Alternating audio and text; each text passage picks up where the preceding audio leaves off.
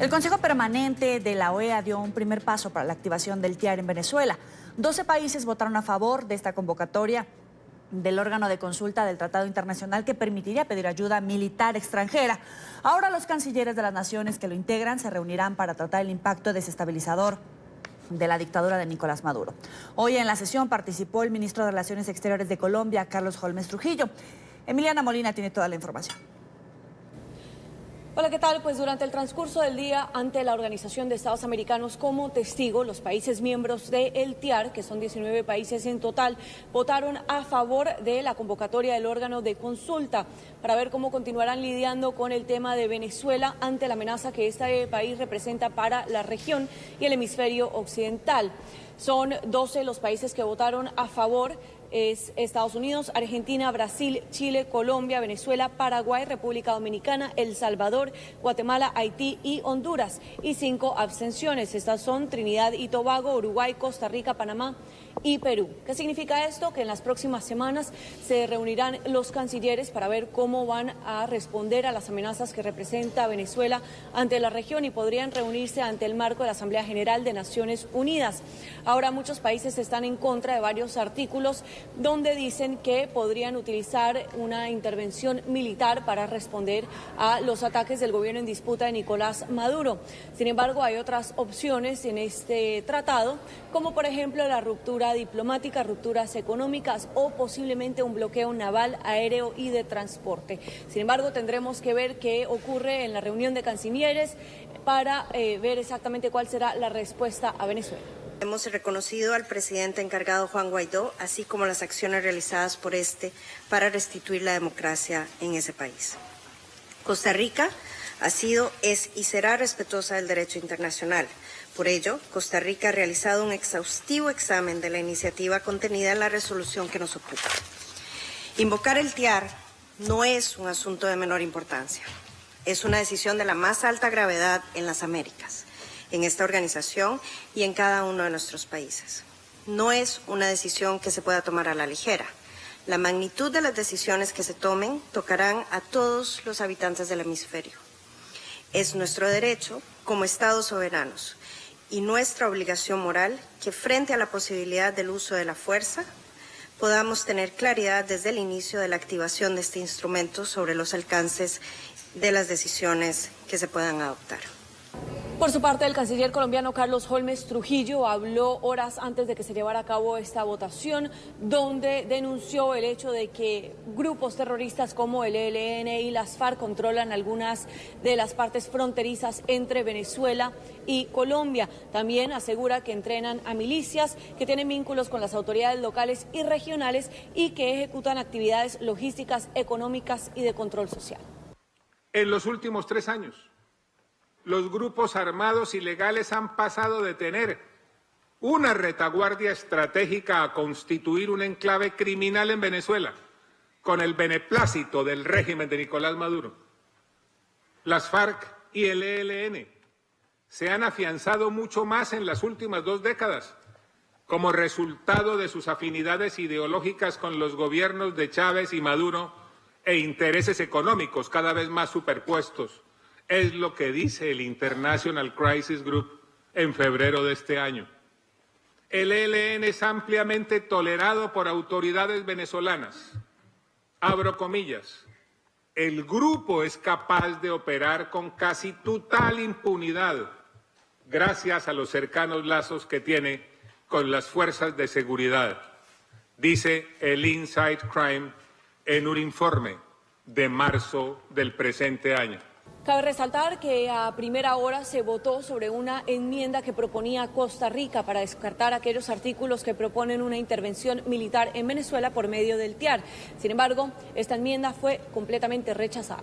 Esta es toda la información que tenemos desde la OEA. Emiliana Molina para NTN 24. Gracias, Emiliana. Muy buena tarde y nos acompaña desde Nueva York Andrés Mesgravis, abogado especialista en resolución de conflictos. Gracias por estar con nosotros. Bienvenido. Buenas tardes, muchísimas gracias por la invitación y por poder compartir este espacio con ustedes. A partir de ahora, las delegaciones de esos países tendrán que decidir cómo van a presionar a Maduro y determinar si rompen relaciones diplomáticas y económicas o si van a ir más lejos y podrían decretar un bloqueo al transporte naval y aéreo. ¿Cuál de esas vías es la más probable o si hay otra? Bueno, comencemos por la que es la idónea.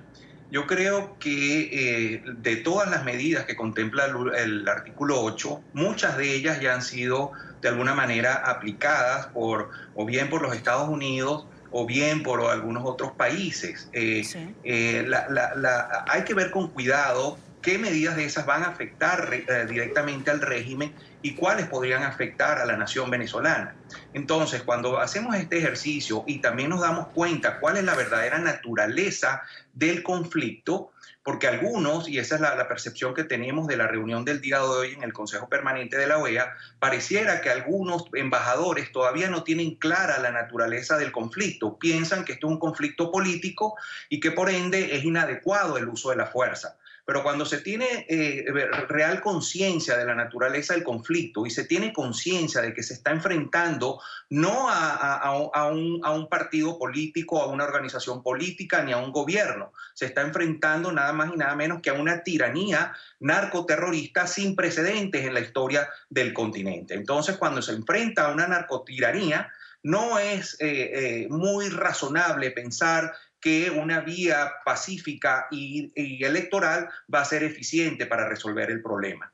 También se debe tener en cuenta que mientras más se tarde en afrontar la dura realidad que es necesario el uso de la fuerza, legítimo de la fuerza, pues mayores serán los costos, no solamente para la nación venezolana, sino también para la paz y seguridad de todo el continente. ¿Pero qué ha fallado? Porque usted bien dice que hoy se tuvieron 12 de 19 votos, pero algunos de los miembros pues no tenían esta claridad. ¿Qué ha fallado por parte de Venezuela, de Juan Guaidó, de los países exponentes y firmantes de este documento para activar a este órgano consultivo, para que quede claro y que no haya duda, no haya ninguna discrepancia respecto a que se tiene que combatir a un madurismo narcotirano, narcoterrorista, con las pruebas que se otorgaron de que estaría acompañando Nicolás Maduro al ELN y a estos reincidentes de las FARC? Sí, y no solamente esos grupos irregulares, también hay presencia de grupos terroristas como el Hezbollah y Hamas. Entonces, y aparte de todo el narcotráfico y que las propias Fuerzas Armadas venezolanas están siendo rebeldes e insubordinadas a su comandante en jefe legítimo. Entonces, apartando eso y además apartando que este conglomerado criminal está encima de las principales reservas petroleras del planeta y de recursos estratégicos como el uranio o el torio, pues es evidente que está en peligro la paz y seguridad del continente. Entonces, ¿qué ha fallado o qué debemos nosotros, sobre todo los venezolanos, hacer? Yo pienso que se debe hacer una campaña pública. No basta con una campaña cara a cara de diplomático a diplomático, sino debe haber y comenzar intensivamente una campaña de concientización a escala mundial, donde se haga ver la verdadera naturaleza del conflicto y también se encare de una vez por todas que la única solución idónea para resolver este conflicto es el uso legítimo de la fuerza. ¿Qué ha pasado? ¿Por qué esto no se ha hecho con anterioridad? Bueno, porque probablemente el gobierno interino apostó al principio de año a una solución que no terminó dándose, que era el quiebre de la Fuerza Armada Nacional Venezolana. Ese quiebre no se dio, quedó en evidencia el 30 de abril que no se dio, y luego se han apostado a unos diálogos que en mi opinión son completamente ineficaces e inútiles. Ya este es el 9º diálogo que se da en Venezuela con el régimen, y aún cuando se pactara un proceso electoral, vamos a estar claros, ese proceso electoral, aún cuando sea transparente y libre, esos resultados serían ineficaces si el control del monopolio de las armas, el control de la fuerza, sigue en manos del régimen.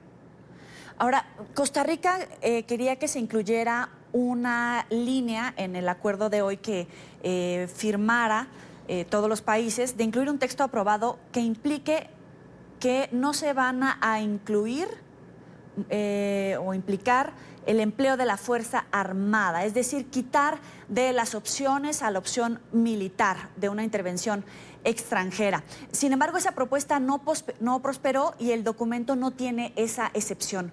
Hoy, ¿la opción militar en Venezuela está en firme o después de los cambios en el gobierno de Estados Unidos con la salida de John Bolton, esta opción queda fuera?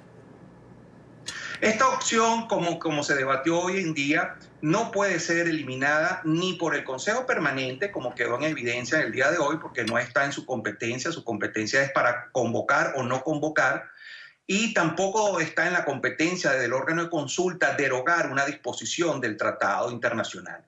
El artículo 8 contempla expresamente el uso de la fuerza, y aunque algunos países no estén de acuerdo ejerciendo su derecho legítimo, soberano, de votar en contra del uso de la fuerza, pues esa opción sigue estando en el artículo 8. De manera que si, por ejemplo, en la segunda quincena del mes de septiembre se lleva a cabo esta reunión de cancilleres y en ese momento deciden adoptar unas medidas distintas al uso de la fuerza, como por ejemplo podría ser un bloqueo naval, eso no implica que una semana después cambien las circunstancias y también vuelva a reunirse nuevamente el órgano de consulta y esta vez sí acordar el uso legítimo de la fuerza. Ahora, Donald Trump declaró que John Bolton se extralimitó en la política hacia Venezuela. De hecho, el presidente de Estados Unidos también criticó la postura de su ex asesor de seguridad en las negociaciones con el régimen de Corea del Norte y sobre un eventual encuentro con Nicolás Maduro. Dijo, no quiero hablar sobre eso. Vamos a escuchar primero cómo lo dijo y vuelvo con usted.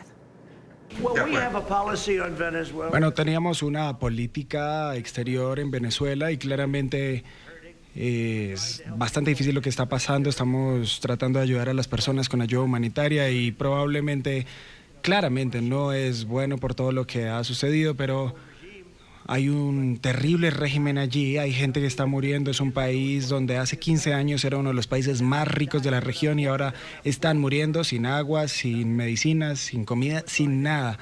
Así que estábamos intentando ayudar tanto como podemos y estábamos trabajando también con Colombia, pero claramente yo estaba en desacuerdo con John Bolton sobre Venezuela, creo que se extralimitó bastante. Estamos trabajando con Colombia y también con Brasil, trabajando con otros países. Yo no estaba de acuerdo con John Bolton por algunas de sus actitudes sobre Venezuela y bueno, ya lo dije, creo que se extralimitó y estamos siguiendo muy de cerca el caso de Venezuela. En estos días es fundamental conocer la posición que va a adoptar a partir de ahora el presidente Donald Trump, pero la primera pregunta es, ¿Estados Unidos seguirá respaldando a Juan Guaidó como presidente interino de Venezuela? ¿Y qué va a pasar con Colombia? Porque antier todavía se hablaba de que si había un ataque por parte del madurismo a Colombia, Estados Unidos iba a respaldar a Colombia. Pero hoy, con estos cambios, ya con este paso en la OEA, ¿qué se puede esperar de Estados Unidos?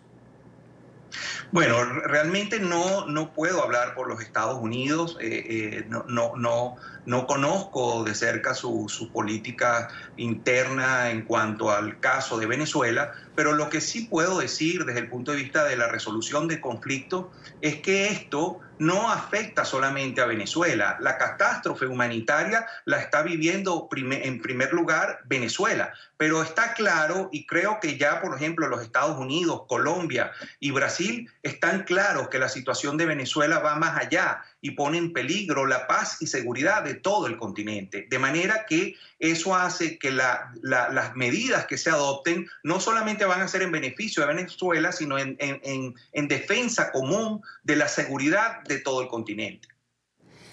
Y quiero ir como un paso más adelante. ¿Qué puede suceder ahora en la frontera colombo-venezolana después de este paso que se da hoy en la OEA? Bueno, yo no me extrañaría que de parte del régimen haya más bulla, pero sinceramente no creo que pasen de allí, porque ellos saben muy bien que eso sería el peor escenario para ellos. Yo creo que el régimen, a pesar de que dice negarse a un acuerdo electoral, yo creo que en definitiva el régimen está buscando ese acuerdo electoral porque con ello podría obstaculizar precisamente el uso de la fuerza y alargar esto probablemente un año más, con lo cual eso le serviría para oxigenarse y atornillarse aún más en el poder. Entonces no creo que realmente el régimen esté buscando la opción bélica. Creo que son más bien un bluff en cuanto a eso, pero sí creo que los países de la región deben tomar conciencia de que por encima de los intereses económicos o de relaciones, por ejemplo, con China, está en juego la seguridad y la paz del continente. Ahora, ¿qué puede pasar al interior del madurismo sobre el trato, los acuerdos, los procederes que hubieran pactado antes de todo esto Nicolás Maduro y estos grupos terroristas, los grupos ilegales que operan bajo su ojo permisivo? Sí, yo pienso que hasta ahora estos grupos, al ver que todavía la opción de la coalición de fuerza no termina de materializarse, pues siguen siendo leales al régimen. No hablo de Maduro, porque Maduro no es el régimen de Maduro. Maduro solamente es parte del régimen. Recordemos que Chávez murió y el régimen continuó.